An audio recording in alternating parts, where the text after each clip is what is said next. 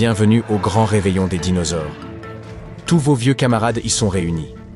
Le tyrannosaure, le tricératops, le stégosaure, le raptor, le diplodocus. Mais un nouvel invité fera également son apparition, et il risque de vous étonner. En effet, les paléontologues viennent de mettre au jour une espèce jusqu'alors inconnue, rappelant le redoutable T-Rex. À ceci près qu'elle était nettement plus portée sur la salade que sur la viande. Faites connaissance avec ce spécimen. Saurez-vous prononcer son nom aussi bien que moi? Duonichus tsogtbaatari. Merci, gardez donc vos applaudissements pour la suite.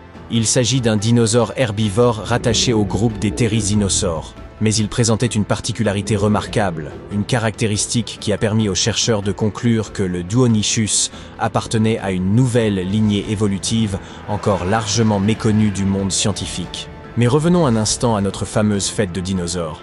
Observez bien, chaque espèce semble incarner un tempérament distinct.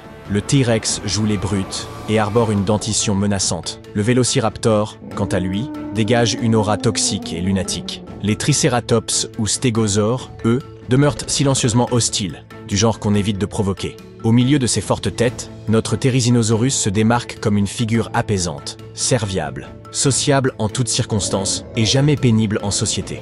Les therizinosaures vivaient autrefois sur les territoires qui correspondent aujourd'hui à l'Asie et à l'Amérique du Nord durant la fin du Crétacé, soit entre 100 et 66 millions d'années avant notre ère. Leur apparence laissait penser à des carnivores semblables aux T-Rex. Pourtant, ces créatures étaient bel et bien herbivores, dotées de griffes impressionnantes en forme de croissant. Certaines pouvaient atteindre jusqu'à 50 cm. Imaginez seulement le danger qu'ils auraient représenté s'ils avaient été carnassiers. En réalité, ils utilisaient ces griffes pour attraper des branches et en consommer le feuillage.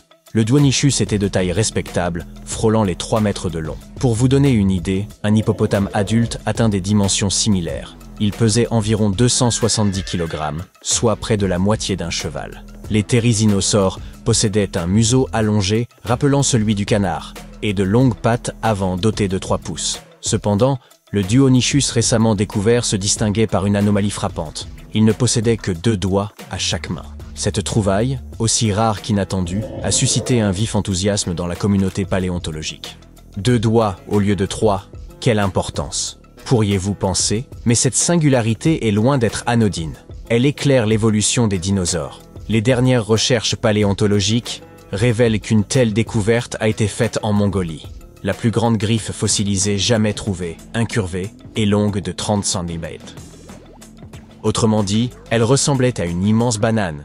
Ce qui frappait surtout, c'est qu'elle était recouverte de kératine, tout comme nos ongles. Imaginez, d'énormes lézards ayant arpenté la Terre il y a des dizaines de millions d'années, avec des griffes faites du même matériau que les nôtres. La nature ne cessera jamais de nous étonner. Avez-vous déjà entendu cette étrange théorie affirmant que le T-Rex serait devenu un poulet et le Vélociraptor une autruche? Une telle évolution implique d'innombrables transformations. Mais le dinosaure à 2 doigts donne une vision plus claire et plus fine de cette évolution complexe.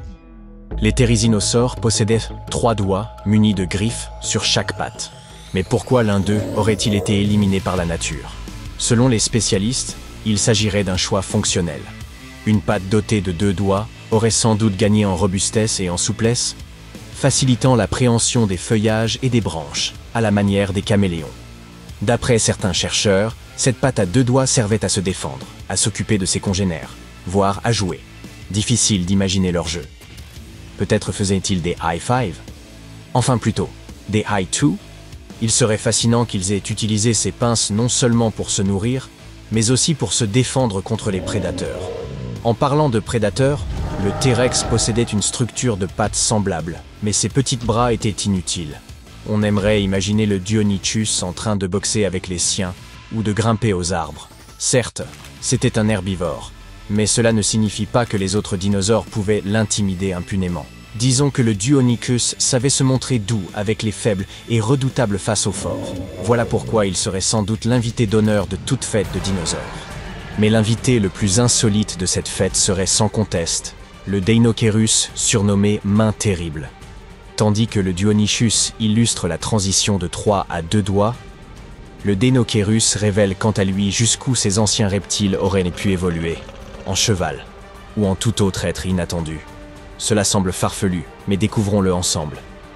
En 1965, dans le désert de Gobi, en Mongolie, furent exhumés les bras, les mains et la ceinture scapulaire d'un dinosaure encore inconnu.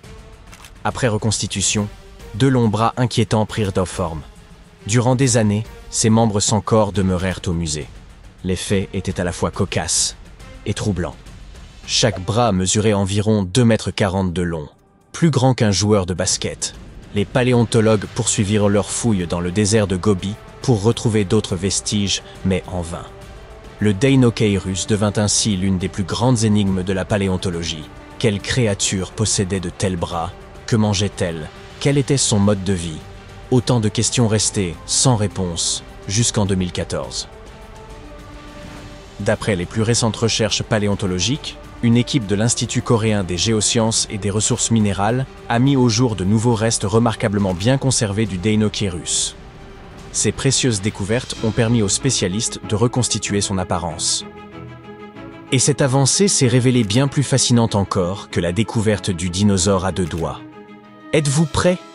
Le Deinocheirus était gigantesque, plutôt lent, doté d'une tête évoquant celle d'un cheval et d'une colonne vertébrale formant une sorte de bosse. Son apparence était proprement déroutante, même pour une œuvre de science-fiction. Cette espèce de dinosaure appartenait au groupe des ornithomimosauriens, des créatures proches de l'autruche, réputées pour leur agilité et leur rapidité. Mais le Deinocheirus s'en distinguait radicalement. Plutôt que d'être vif, il se caractérisait par une stature massive, 11 mètres de long pour 6000 kg, soit presque le poids d'un éléphant adulte et la moitié d'un wagon de métro. Malgré ses proportions imposantes, le Deinocheirus n'était guère menaçant. Son long museau, rappelant à la fois celui d'un cheval et d'un canard, était édenté. Pour les tyrannosaures et autres colosses carnivores, il représentait donc une proie facile. Ce n'est pas qu'une simple hypothèse, les paléontologues ont relevé sur ces os fossiles des traces de morsures. Ce malheureux géant est donc tombé entre les griffes de redoutables prédateurs. Mais que consommait donc cet étrange lézard? Son régime était des plus variés. Plantes tendres, algues, petits vertébrés, poissons. À l'aide de son bec et de sa langue, il aspirait la nourriture au fond des lacs ou des rivières, puis avalait des pierres pour faciliter le broyage des aliments. Ses galets, en fragmentant les morceaux ingérés, facilitaient la digestion dans son estomac. Il utilisait ses terribles mains pour extraire ou saisir sa nourriture au sol ou dans les arbres. Toutefois, la région la plus énigmatique de son anatomie restait son dos et sa queue. Les os de l'extrémité caudale étaient soudés en une unique structure, nommée pygostyle, semblable à celle qui, chez les oiseaux actuels, soutient leurs plumes. Il se pourrait que le Deinocheirus ait agité sa queue à la manière d'un éventail. Son dos, quant à lui, était orné d'épaisses excroissances osseuses émergeant de la colonne vertébrale. Recouvert de peau, ces reliefs conféraient à l'ensemble une apparence singulière évoquant une voile. En observant une telle morphologie, fruit de l'évolution, on ne peut s'empêcher de se poser la question, quelle en était la fonction? Les chercheurs avancent que les ligaments s'étendant depuis la colonne vertébrale aidaient à soutenir l'abdomen massif et les membres inférieurs du dinosaure. Pour se représenter ce mécanisme, songez à un pont à haubans. De grandes structures verticales y sont reliées à des câbles qui soutiennent la chaussée. De même, les épines dorsales et les ligaments du Deinocheirus contribuaient à soutenir son poids. À cette fête des dinosaures, il incarnerait ce personnage grand et réservé qui fait maladroitement tomber un verre, provoquant un moment de gêne. Solitaire, il rêverait de se faire des amis, et il y parviendra sans doute. Le Diplodocus ferait un compagnon de choix. Un dinosaure herbivore à 2 doigts, à l'apparence trompeusement prédatrice, et un colosse à l'allure chevaline muni de longs bras illustrent à merveille l'étonnante diversité de l'évolution des dinosaures. Le T-Rex, le Vélociraptor ou le Diplodocus occupent toutefois le devant de la scène.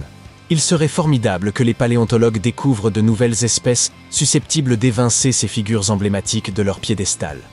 Seriez-vous tenté par un film dont les vedettes seraient le Deinocheirus et le Duonichus? Moi, oui.